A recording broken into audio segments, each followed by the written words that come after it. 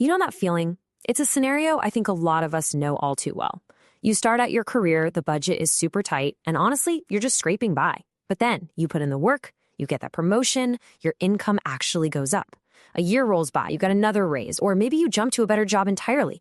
Suddenly, you look at your paycheck and realize your salary has practically doubled from where you started. But then you check your bank account, and you still feel like you're completely broke at the end of the month. You're just sitting there asking yourself, where did it all go? Welcome to The Explainer. Today, we are diagnosing a massive hidden financial trap that catches incredibly smart, hardworking people off guard every single day. It's this invisible condition that just eats away at your financial freedom, all while tricking you into feeling like you're succeeding. The condition? It's called lifestyle creep. We're going to break down exactly how this silent wealth killer operates, and way more importantly, how you can actually cure it. Okay, let's dive right into this. Here's our roadmap for today. We'll kick things off with the raise paradox, run through the scary math, figure out why we fall for it, look at the hidden costs, and then wrap up with how to fight back. Section 1. The raise paradox. Earning more, keeping less. So if you ever feel like you're literally running on a financial treadmill, sweating, going faster and faster but staying in the exact same spot, you're probably dealing with lifestyle creep. It is the quiet tendency to spend more every single time you earn more.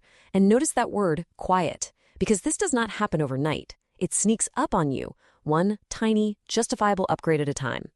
Your income goes up, and instead of banking that extra cash, your lifestyle automatically inflates. You move to a slightly nicer place, you order the more expensive drinks, and because each of these upgrades feels so small, and you tell yourself, hey, I worked hard, I deserve this, the extra money simply vanishes. Society makes this feel completely normal, but let's be clear, earning more and spending more is absolutely not the same thing as building wealth. Section 2. The scary math, where your raise actually goes. I want you to picture this. Let's say you're bringing in $4,000 a month. Your expenses are $3,500, which means you are successfully saving $500 a month. Awesome start. Then, boom, your income jumps to $6,000 a month. That is a massive 50% raise. You've got an extra $2,000 to play with. You should be rich now, right? Well, let's look at what actually happens. Now, what's really interesting about this breakdown is how fast that extra money just evaporates. Instead of saving the $2,000, lifestyle creep kicks right in. You upgrade the apartment. There goes $600. You finance a slightly nicer car. That's $400. You start eating out more. Another $300 gone. You level up your hobbies. Add some new subscriptions. That's $300 more. And finally, impulse shopping grabs the last $150. You literally just consumed $1,750 of your $2,000 raise on tiny everyday upgrades. Your spending is now north of $5,000. Sure, your savings went up slightly, but the vast majority of your life-changing raise is just gone. Fast forward 10 years on that exact same path. A few more raises later, you're earning an incredible $10,000 a month. But because of that constant lifestyle creep, you are now spending $9,500. Your savings rate actually got worse. And this creates a really dangerous illusion. From the outside, you look rich. You've got the car, zip code, the wardrobe, but underneath, you have zero financial security. Now, compare that to someone who got the exact same raises, but kept their lifestyle spending grounded.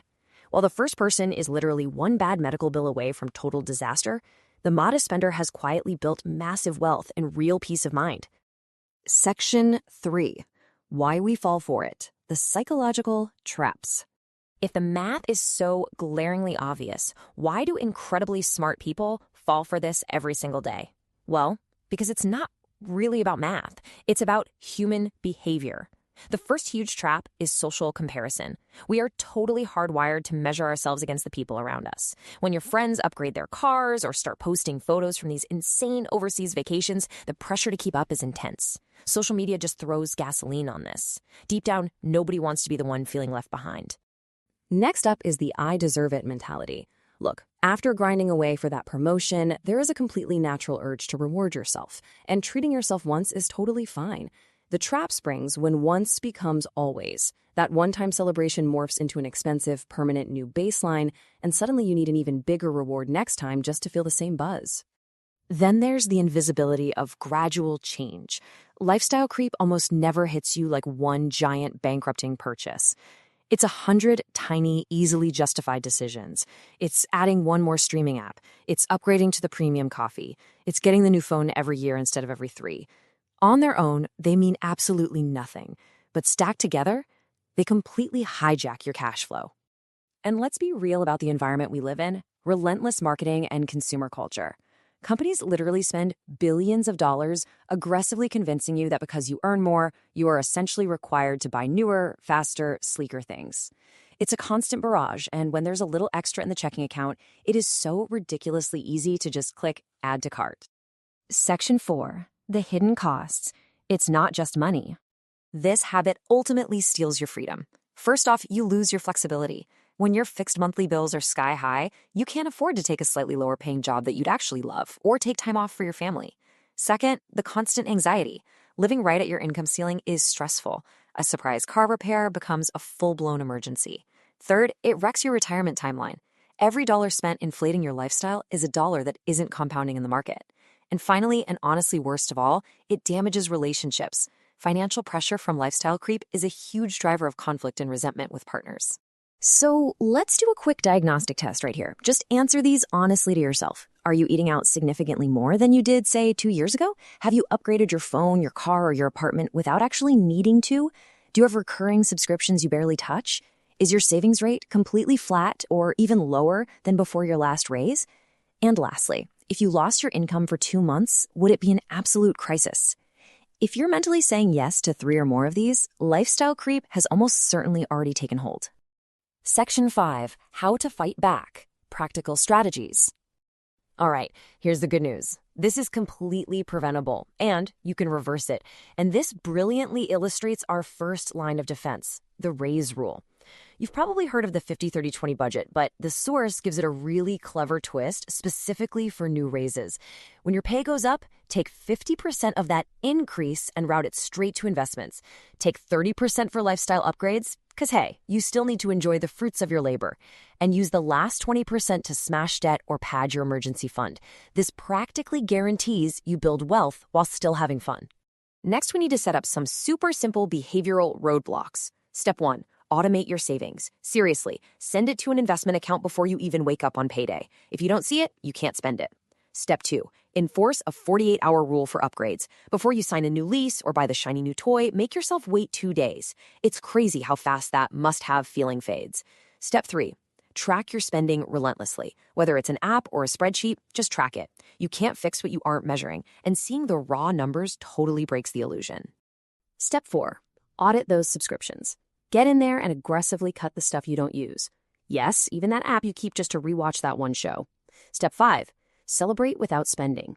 We have to break this automatic link in our brains between I did a good job and I need to buy something expensive. Take a hike, take a nap, just don't default to dropping cash. And step 6, keep a grounded circle.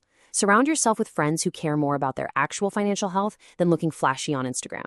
Discipline is super contagious. And all of this leads to a really crucial paradigm shift. The most financially successful people aren't always the ones making the most money. Wealth is about how much stays in your life, not how much flows in. Think about it. A person making 50 grand a year but saving 10 grand is infinitely wealthier and building way more security than someone pulling in 200 grand but only saving 5.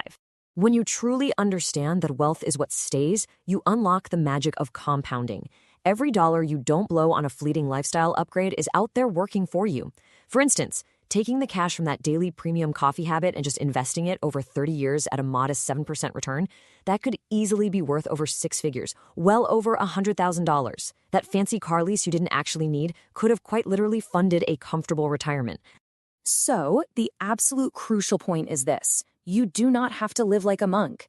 Enjoying your hard-earned money is a totally good, healthy thing. The goal isn't to never upgrade your life. The goal is to upgrade intentionally, not automatically. Make those lifestyle bumps conscious, proportional choices, rather than just thoughtless reflexes. Lifestyle creep is the quietest, sneakiest financial destroyer out there. But with a little awareness and discipline, you can absolutely beat it. Automate your savings, think before you scale up, and always keep this final thought from our source material in mind. The goal isn't to look rich. The goal is to be rich. Those two things are rarely the same. So, which one are you optimizing for?